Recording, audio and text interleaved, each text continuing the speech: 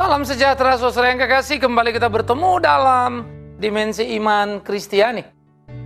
Menggali kebenaran firman Tuhan, meneliti dengan utuh, belajar mencintai kebenaran, menaklukkan diri kepadanya.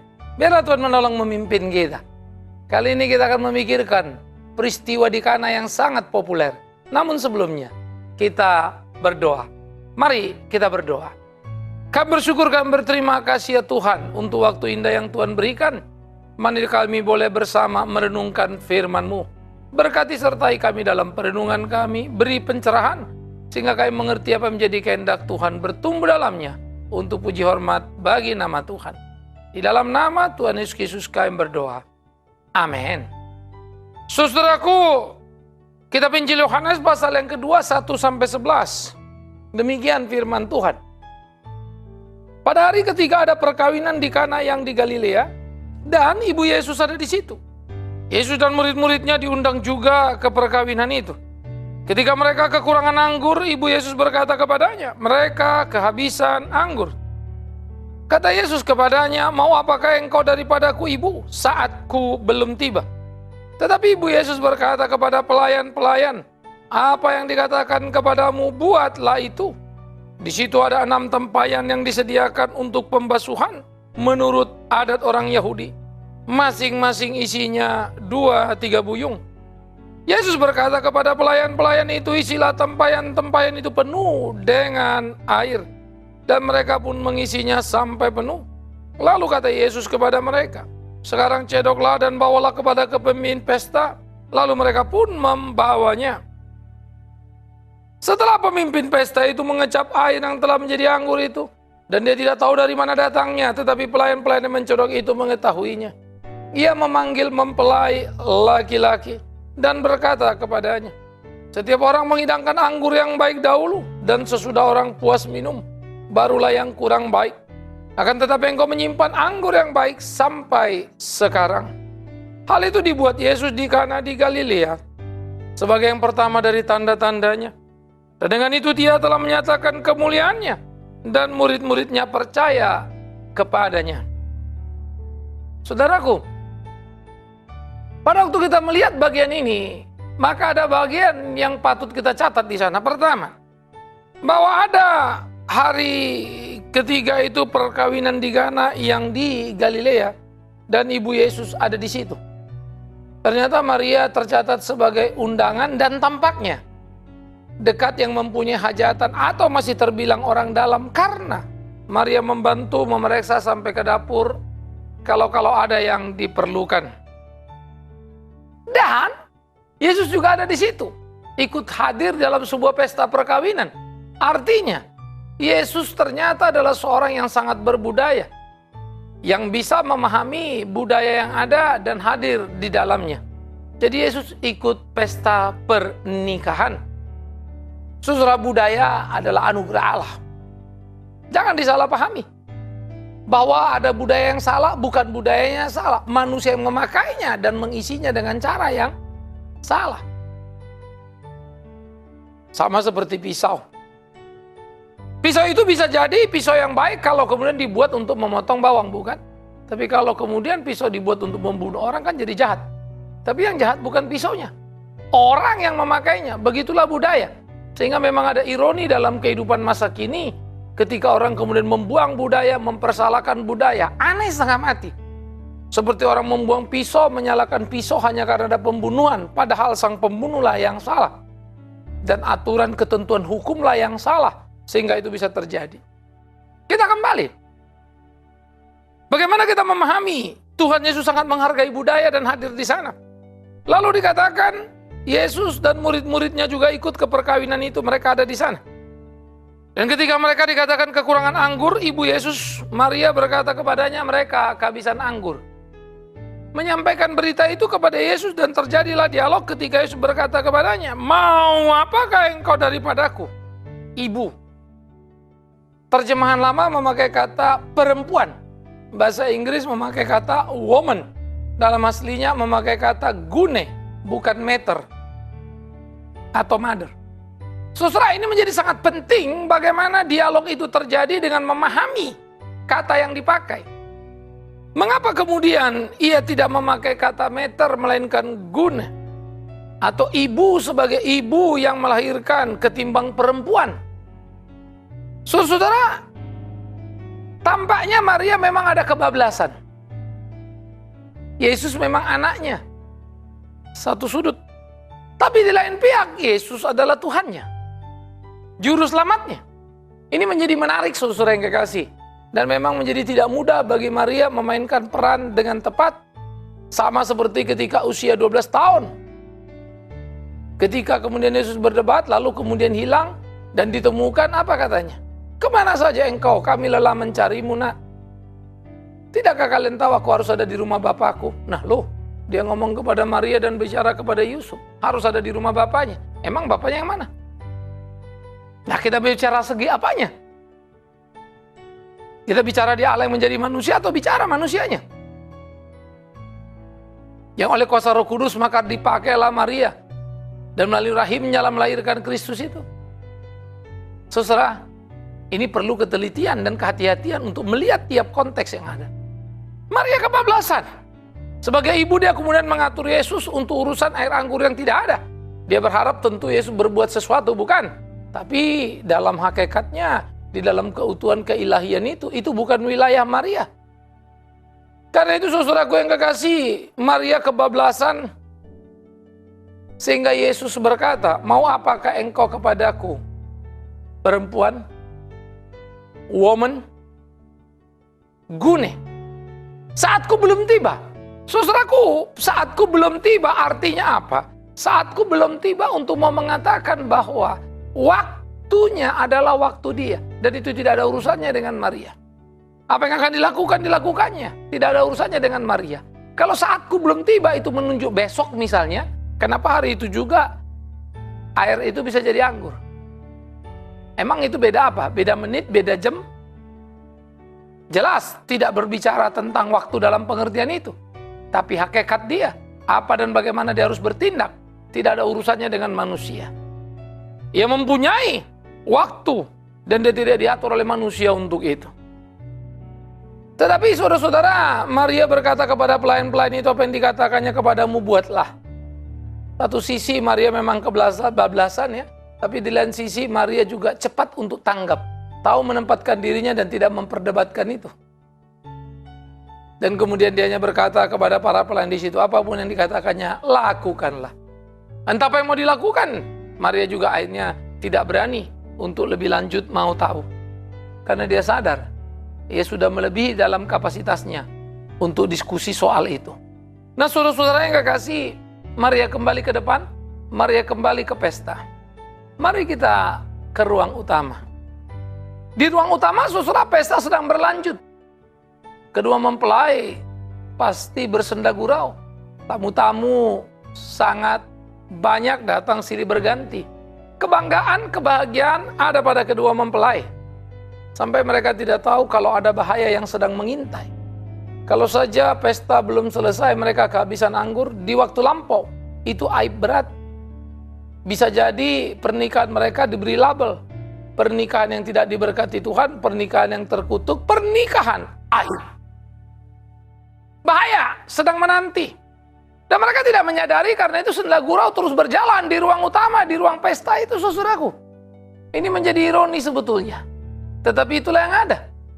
Karena dia memang tidak tahu apa yang akan terjadi. Dia memang tidak tahu kalau persediaan anggurnya sudah menipis dan akan habis. Sementara pesta belum usai. Sementara di dapur di belakang. Kita kembali ke ruang belakang saudara. Karena ada dua ruang bukan? Sana pesta, di sini tempat stok itu ada. Nah di ruang belakang saudara yang kekasih. Para pelayan itu hanya menunggu saja apa yang Yesus akan katakan kepada mereka. Dan Yesus berkata kepada pelayan-pelayan itu apa? Isilah tempayan ini penuh dengan air. Ya, dan mereka pun mengisinya sampai penuh. Itu tempayan pembasuhan yang ada di sana. Kamu datang membasuh dirinya, kaki, tangan, lalu masuk ke rumah, bukan? Nah, lalu mereka isi lagi kembali, tapi isi dengan air. Nah, pada waktu mereka mengisi tempayan pembasuhan air itu penuh dengan air, muncul problem. Yang dibutuhkan anggur. Kenapa air yang disediakan? Saudara, Lagi-lagi pelayan itu sudah diperintahkan oleh Maria untuk melakukan apapun yang dikatakan Tuhan Yesus. Maka apapun yang dikatakan Yesus Kristus mereka harus melaksanakannya dan mereka laksanakan. Tidak berdebat, mereka mengikutinya. Maka diisilah tempayan itu dengan air. Lalu dikatakan apa? Sekarang cedoklah dan bawalah kepada pemimpin pesta. Lalu mereka ambil begitu dicedok dibawa ke pemimpin pesta, saudara. Wow, air dibawa ke pesta. Dari dapur ke ruang utama. Ada malapetaka yang akan segera meledak. Bagaimana mungkin air dibawa ke sana? Maka dibawalah air itu oleh para pelayan itu, saudara. Lalu pemimpin pesta mengecap air itu. Yang ternyata telah berubah menjadi anggur. Kapan? Tidak ada yang tahu karena memang Alkitab tidak cerita. Lalu diminumnya dan dia berkata luar biasa. Dia memberikan pujian yang hebat kepada pemilik pesta. Biasanya orang menghidangkan anggur yang baik dulu, baru kemudian anggur yang tidak baik. Karena kalau yang baik sudah memenuhi rasa, yang tidak baik cuma menghilangkan rasa aus saja, kira-kira begitu. Tetapi sekarang dikatakan pestamu ini pesta yang luar biasa. Tetap ada yang baik, bahkan sampai sekarang sebelum pesta usai. Ini pesta langka jadinya. Ini pesta yang tidak lazim, pesta yang tidak biasa. Ya. Maka pemimpin pesta yang memang hadir sebagai perwakilan dalam budaya, di dalam tiap pesta, tetua begitu ya, orang yang dituakan. Dia tentu saja sangat berpengalaman dengan pesta dan dia tahu betul mana anggur baik dan tidak baik. Sehingga dia memberi komen yang sangat pas. Tetapi pada waktu itu dikatakan, saudara, oleh Alkitab bahwa dia tidak tahu dari mana datangnya semua itu. Yang dia tahu, dia minum dan dia tahu anggur yang baik. Tapi yang tahu adalah pelayan-pelayan itu yang mencedoknya dalam hati dan mereka tentu dalam kebingungan. Bagaimana mungkin air yang kita cedok lalu mereka bilang itu adalah anggur? Saudara, saya mulai membayangkan, berimajinasi ya, ini agak sedikit lari begitu ya. Mungkin para pelayan itu pulang dalam sambil kembali ke belakang dalam kagum dan bingung, saling pandang satu dengan lain. Lalu mungkin mereka menduga yang pertama bisa saja bilang ini pemimpin pesta tampaknya sudah mabok nih. Air dibilang anggur. Karena dia tidak tahu kapan air itu jadi anggur. Bagaimana proses perubahannya? Yang dia tahu dia menjalankan apa yang Tuhan perintahkan. Jadi bisa dia berasumsi bahwa mereka itu mabok? Bisa, sah saja. Dan yang kedua, saudara-saudara yang kekasih, bukan hanya itu saja, mereka juga bisa berasumsi. Ya, di dalam kebingungan sekarang. Apa yang terjadi ya? Tadi kan jelas-jelas. Yang kita bawa itu adalah air. Bagaimana mungkin mereka sebut itu anggur? Kapan terjadinya? Mereka pun bingung, mereka pun tidak tahu. Bilakah itu terjadi? Oleh karena itu dalam kerancuan kebingungan mereka itu, mereka menjalankan semuanya dan penuh dengan tanda tanya. Mereka tidak punya jawabnya. Saudara yang dikasihi oleh Tuhan Yesus Kristus, mereka hanya tahu itu air. Tapi sekarang sudah jadi anggur. Oleh karena itu, kalau kita melihat di sini, orang yang ikut pesta pun tidak tahu, pemimpin pesta aja nggak tahu. Yang mengikut pesta juga tidak tahu, yang tahu mereka adalah apa? Masih bisa minum anggur sampai habis. Yang punya pesta lebih nggak tahu lagi, bahkan dia mungkin bangga. Sembari tidak mampu menduga, lalu mungkin yang pria bilang sama yang wanita, wah, ternyata stok anggur kita cukup banyak ya. Padahal sudah habis sebetulnya, bukan? Sudah rawan pesta mereka. Mereka tetap tersenyum, bahagia sekali dipuji oleh seorang pemimpin pesta. Karena itu poin bagus bagi mempelai. Padahal, nyatanya stok mereka tidak mencukupi. Oleh karena itulah saudara-saudaraku yang dikasihi oleh Tuhan Yesus Kristus. Sesudah semua itu berjalan, sesudah semua itu selesai. Dan apa yang terjadi menjadi sangat menarik. Ketika kemudian mereka lalai dan tidak bisa memilih lagi, dan tidak ada yang tahu apa yang terjadi di situ, maksudnya itu seluruh pemimpin pesta, pemilik pesta, tamunya pesta, nggak ada tahu apa yang terjadi. Mereka tidak pernah memperhatikan apapun. Yang mereka tahu semuanya cukup berjalan dengan baik. Yang tahu terjadi hanyalah para pelayan. Pun karena air yang mereka ambil, lalu mereka antar, tapi menurut pemimpin pesta itu anggur. Kapan terjadi? Bagaimana terjadi? Para pembantu itu pun tidak tahu. Saudara-saudara, kalau begitu apa sebetulnya pesan di Kana? Kan jadi pertanyaan, saudara. Karena Yohanes pun berkata di situ kan, hal itu dilakukannya ya sebagai tanda yang pertama. Oleh karena itu kalau kita bilang ini adalah peristiwa air, mujizat air jadi anggur. Apanya yang mujizat air jadi anggur? Karena dengan segera mudah kita menemukan bacaan ini adalah dituturkan ulang oleh Tuhan Yesus apa yang terjadi kepada murid-muridnya. Tetapi bukan yang terjadi yang mereka bisa lihat. Sesuatu yang terjadi yang kemudian nanti menjadi cerita sesudah pesta usai. Hebat loh pestanya, kok bisa lebih, kok bisa begini. Lalu mereka mungkin sudah menghitung-hitung stoknya, mestinya nggak cukup. Kenapa bisa jadi cukup? Tetapi yang jelas tidak ada yang tahu. Beda dengan ketika ada orang buta disembuhkan Yesus di depan orang banyak. Banyak yang tahu.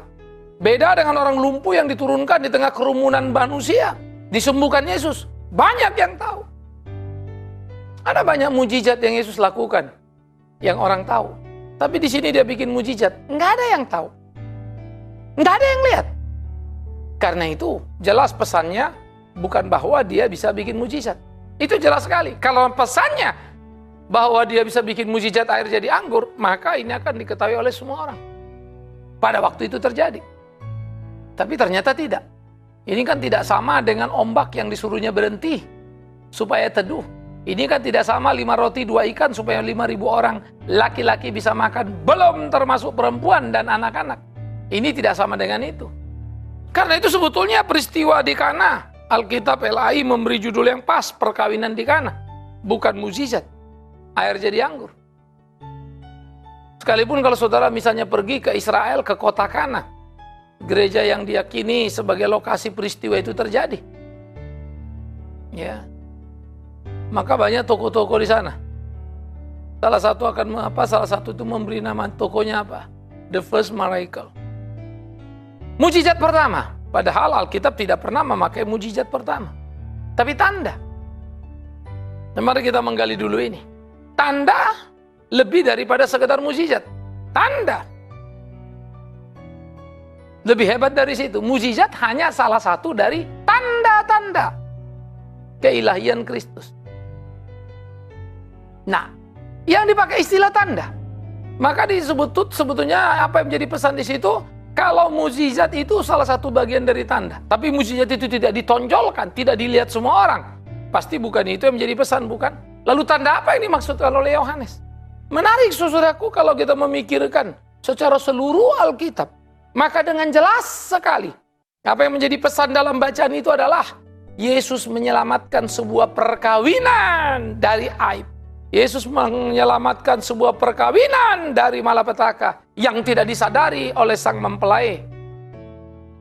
Kalau mereka disebut perkawinannya terkutuk dan aib, betapa beban berat bagi mereka. Tapi rumah tangga yang baru itu selamat. Mereka tidak dimaki-maki orang. Itu bukan aib, bahkan pesta mereka dipuji. Betapa mereka bahagia. Saudara-saudara, tanda yang pertama yang dilakukan itu adalah tanda kepedulian Yesus terhadap peristiwa di Kana. Ditolongnya perkawinan itu dengan membuat air jadi anggur sehingga stok mereka cukup. Tetapi pesan utama pertama bukan soal air jadi anggur. Pertolongan terhadap pernikahan lewat air yang jadi anggur itu. Inilah yang harusnya bisa kita bedakan, saudara yang kekasih, supaya kita jangan keranjingan apa-apa semua mujizat melulu sampai kita kehilangan pesan utama. Apa yang Yesus mau di dalam peristiwa itu? Jangan kehilangan pesan utama itu. Kita tidak boleh kehilangan itu, kita harus memegang itu. Karena memang itu penting. Jadi saudara-saudara yang dikasihi oleh Tuhan Yesus Kristus, perkawinan itulah yang diselamatkan Tuhan Yesus. Mempelai itulah yang ditolong. Ini menjadi menarik ketika ditaruh tanda yang pertama terhadap peristiwa itu. Kenapa menjadi menarik? Penting bagi saya. Karena kalau kita melihat keluarga di dalam perjanjian lama, sudah lulu lantak semuanya. Hidup dalam poligami. Abraham pun terlibat di sana. Bapak orang beriman itu, dia beristri lebih dari satu.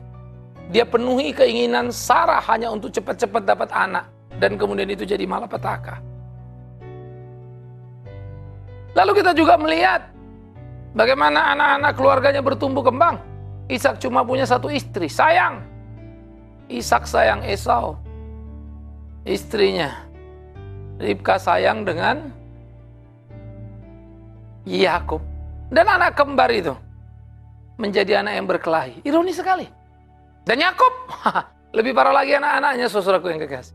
Anak-anak itu baku pukul, baku ribut satu dengan yang lainnya. Ini mengerikan bukan? Tapi itu yang terjadi. Lalu semua keluarga pun kalau saudara selusuri, pada berantakan semuanya. Padahal adalah orang-orang beriman. Kehidupan yang kacau tentang pernikahan, poligami yang berlanjut. Di Matius 19 tahulah kita, ketika kemudian orang berdebat dengan Yesus, Yesus bilang apa? Musa mengizinkan surat perceraian karena kamu tegar tengkuk. Sejatinya bukan itu. Tuhan menciptakan supaya pernikahan itu berasal dari satu orang laki-laki dan satu perempuan yang menyatu. Bukan jadi dua tapi jadi satu. Itulah pernikahan sejati. Maka keluargalah yang pertama direkonstruksi oleh Kristus. Keluargalah yang pertama diperbaiki oleh Kristus. Tanda pertama adalah tanda menyelamatkan keluarga itu. Dari situlah dimulai. Yang pertama, intinya, pusatnya. Ini pesan besar. Karena kalau keluarga beres, betapa bahagianya gereja. Jadi jangan berhenti pada isu kecil soal air jadi anggur. Ada isu besar yang terabaikan. Tapi karena memang kita getol dan sukanya mujizat melulu, ya ini itulah yang bisa kita lihat. Kita tidak bisa melihat frame besar dari pelayanan yang Yesus kerjakan. Sampai datanya nggak cukup pun kita tambah-tambahkan. Tidak teliti membaca data yang ada. Karena di prasoposisi kita, di pikiran kita, di benak kita, selalu soal mujizat, mujizat, mujizat, dan mujizat. Itulah yang membuat kita jadi salah dalam memahami Yesus. Pahami dia dengan utuh. Ada mujizat? Yes! Air jadi anggur? Yes! 5 roti 2 ikan 5.000 orang? Yes! Tetapi yang jadi persoalan, pesan utama di peristiwa ini bukan itu. Penyelamatan pada sebuah keluarga itu.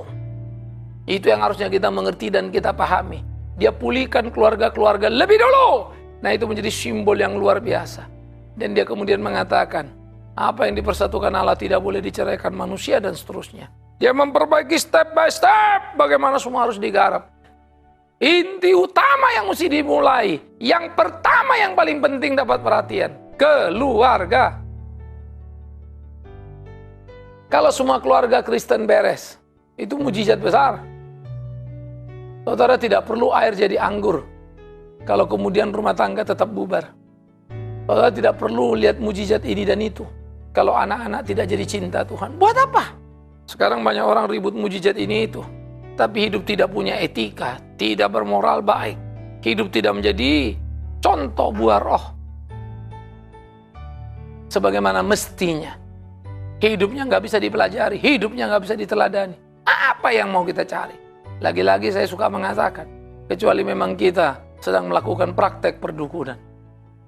Jual beli ilmu kebatinan atau jual beli mujizat yang notabene milik Tuhan. Kita manipulasi jadi milik diri, bukan? Kita tidak boleh di sana. Karena itu perhatikanlah keluargamu. Adakah tanda Tuhan hadir dalam keluargamu? Tanda yang bisa dilihat dari damainya suami dan istri. Adakah tanda bahwa Allah hadir dalam rumah tanggamu? Tanda yang bisa dilihat hubungan manis orang tua dan anak. Adakah tanda Allah hadir dalam rumahmu seperti dia hadir di perkawinan Kana? Dengan melihat anak-anakmu yang cinta dan melayani Tuhan. Perhatikan tanda itu. Kalau tidak tentu bahaya sekali keluarga kita, bukan? Tidak ada tanda-tanda kehadiran Tuhan di sana. Suami istri saling curiga dan ribut. Anak-anak dan orang tua tidak berdamai. Ini bisa kegalauan, kekacauan yang mengerikan. Awas, jangan terjebak. Camkan itu, pikirkan itu. Lakukanlah apa yang baik menurut kehendak Tuhan dalam hidupmu. Supaya hidupmu berkenan kepadanya. Dan engkau boleh menyenangkan hatinya. Jangan salah melangkah. Supaya langkahmu tetap terarah. Seperti apa yang menjadi kehendaknya. Saudara-saudara yang dikasihi oleh Tuhan Yesus Kristus. Inilah mestinya yang kita pikirkan. Inilah yang semestinya kita jalani dalam keseharian kehidupan kita. Sehingga hidup kita sungguh menjadi hidup yang berkenan kepada Tuhan. Menyenangkan hati Tuhan. Renungkanlah itu dan pikirkanlah itu. Lakonilah itu dan jalanilah itu. Itulah hidup yang seharusnya. Itulah hidup yang kita punya. Dan itu adalah menyenangkan hati Tuhan. Nah, jadi saudara-saudara yang dikasihi oleh Tuhan Yesus Kristus, ingat, dan ingat. Peristiwa di Kana adalah perhatian Kristus terhadap keluarga. Tanda kehadirannya, perkawinan Kana diselamatkannya. Dan ingat. Adakah tanda itu dalam rumah tangga kita? Kalau tidak, patut kita bertanya dan memperbaikinya. Ingat. Air jadi anggur urusan kecil, tapi jadi persoalan utama. Suami, istri, orang tua, anak, keluarga. Damaikah? Ingat. Jikalau tanda-tanda itu tidak nyata, kita patut berjaga-jaga. Itulah panggilan orang percaya, kesadaran yang harus dibangun, yang harus ditumbuh kembangkan dalam kehidupan, supaya kesadaran itu menjadi kesadaran yang kuat, dan kita bisa kenal diri kita. Gitu loh saudara-saudaraku. Kadang kala orang Kristen terlalu ribet, mikir yang terlalu gede-gede, cerita yang terlalu gede-gede, tapi yang utama, yang inti malah abai. Ini kan kita jadi agak ironis, karena menggede-gedekan, membesar-besarkan sesuatu yang tampaknya seperti besar, padahal tidak. Keropos semuanya. Yang inti, utama, seringkali diabaikan. Karena itu kenalilah tiap orang. Kenalilah aku dalam hidup keluargaku, pelayananku, istriku, anakku. Bagaimana aku bertanggung jawab? Itulah aku dalam kependetaanku. Tapi kalau saudara tahu Pak Bigman ternyata tidak baik punya istri, Pak Bigman ternyata tidak baik punya anak, bagaimana aku bisa baik jadi seorang hamba Tuhan? Omong kosong itu. Kalau keluarga berantakan jangan bilang salib. Kalau keluarga berantakan jangan bilang setan, ganggu ini, ganggu itu. Justru yang jadi aneh, kenapa kau bisa diganggu setan? Berapa lemahnya kau? Tapi kenapa kalau khotbah bangga sekali, kuat sekali? Ayo semua yuk kita sadar diri. Biarlah kita keluarga kita dipulihkan. Kehadiran Allah itu nyata. Suami istri dipersatukan. Orang tua anak berdamai dalam cinta kasih. Dan akhirnya satu keluarga melayani. Mari kita jadikan itu pokok doa kita yang pertama dan utama. Sehingga kebanggaan hidup dalam hidup ini. Bangga karena Tuhan menyertai. Bangga karena Tuhan terus melengkapi. Karena itu bantulah saudara-saudara kita yang lain, keluarga-keluarga yang lain. Untuk semua sadar bersama-sama. Berlomba-lomba melihat keluarga. Apakah keluarga kita seperti yang Tuhan kehendaki? Kalau tidak, mari berdoa untuk diperbaiki. Supaya hidup kita menyenangkan Tuhan. Camkan itu, pikirkan itu. Lakoni hari-harimu, supaya hari kita menjadi hari yang penuh berkemenangan, dan di dalamnya Tuhan ditinggikan, dimuliakan. Tuhan menyertai kita, Tuhan memberkati kita. Selamat peka untuk memperhatikan keluarga kita, dan mulai menghitung, adakah tanda Tuhan ada dalam keluarga? Tak sekedar kata, tak sekedar pengakuan kita. Semoga Anda bijaksana. Amin. Kita berdoa saudaraku yang kekasih. Terima kasih untuk perenungan kami akan firman-Mu. Terima kasih untuk keluarga kami. Biarlah tanda kehadiran-Mu nyata dalam hidup rumah tangga kami. Supaya sungguh Tuhan dipermuliakan dan tidak terbantah. Hidup kami jadi kesaksian. Di dalam nama Tuhan Yesus Kristus, Kepala keluarga, kami berdoa, kami memohon. Amin. Saudara, usai sudah perenungan kita, perhatikan kehidupan keluarga kita. Maju terus dalam Tuhan, dan terus doakan pelayanan media Antioquia lewat program Dimensi Iman Kristiani di televisi. Tetapi kita juga punya pelayanan yang lain, saudaraku yang kekasih. Ada pelayanan kita di radio, ada media online, media cetak, ya. Semua kita lakukan dengan gigih semangat untuk mengabdi. Doakan supaya terus Tuhan yang cukupkan segala sesuatunya. Karena memang ini semua berjibaku dan kita subsidi dengan sukacita. Ya, Tuhan doakan apa? Tuhan menolong kita, Tuhan memimpin kita, dan tiap pelayanan yang dilakukan, ya, saudara mau mengikuti terus khotbah lainnya, ikuti di www.reformata.com. Klik dan beritahukan ke yang lain. Sampai bertemu program berikutnya.